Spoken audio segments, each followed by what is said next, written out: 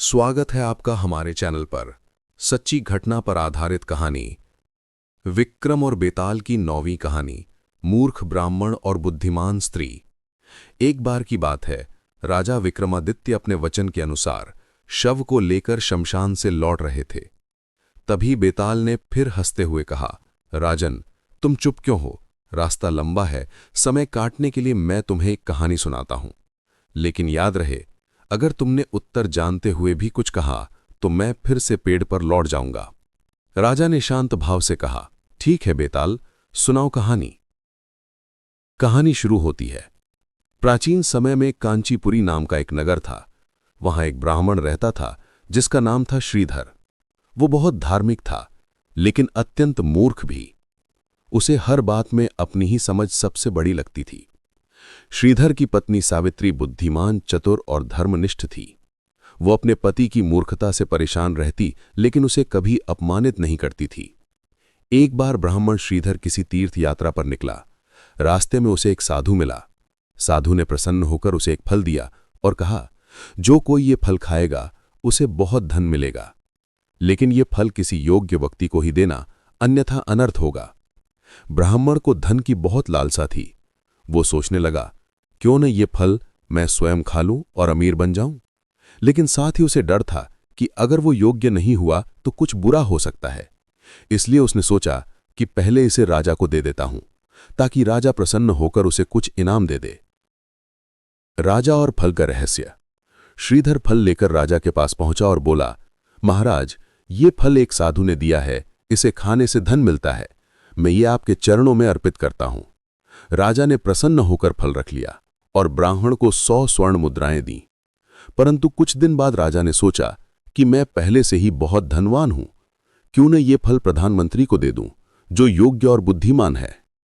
राजा ने फल मंत्री को दे दिया।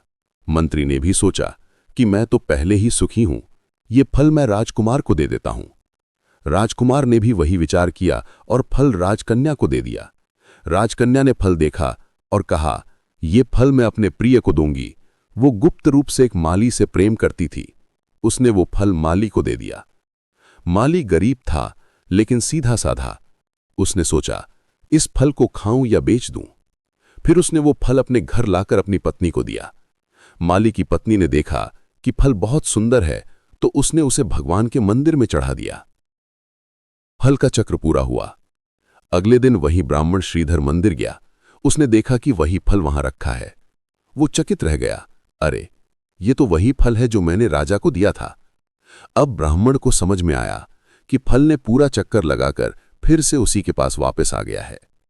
वो घर जाकर पत्नी को सारी बात बताने लगा। पत्नी सावित्री ने मुस्कुराकर कहा, देखो, ये संसार कर्मों का चक्र है। राजा, मंत्री, राजकुमार, राजकन्या सबने सोचा कि वे योग्य नहीं हैं, लेकिन तुमने सोच विचार के बिना फल दे दिया। यदि तुम बुद्धि से काम लेते तो तुम्हें सच्चा धन मिलता, अर्थात ज्ञान।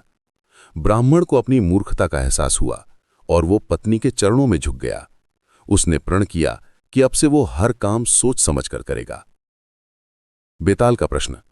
इतना कहकर बेताल बोला, राजन, अब बताओ, इस कहानी में सबसे बुद्धिमान कौन था और सबसे मूर्ख कौन? अगर जानते हुए चुप रहे तो तुम्हारा सिर फट जाएगा। राजा विक्रम ने उत्तर दिया, इस कथा में सबसे बुद्धिमान स्त्री थी ब्राह्मण की पत्नी सावित्री, क्योंकि उसने कर्म का सच्चा अर्थ समझाया। और सबसे मूर्ख वही ब्राह्मण था जो बिना सोचे समझे फल लेकर दूसरों को देता रहा। ये सुनकर बेताल जोर से हंसा और बोला, राजन, तुमने सही उत्तर दिया, पर तुमने बोला भी, इसलिए मैं फिर उड़ चला अपने वृक्ष पर। ये कहकर बेताल हवा में विलीन हो गया। राजा विक्रम ने तलवार संभाली और पुनः शमशान की ओर चल पड़े। कहानी का संदेश। बुद्धि ही सच्चा धन है। जो सोच समझकर कर्म करता है वही सच्चा विजेता होता है।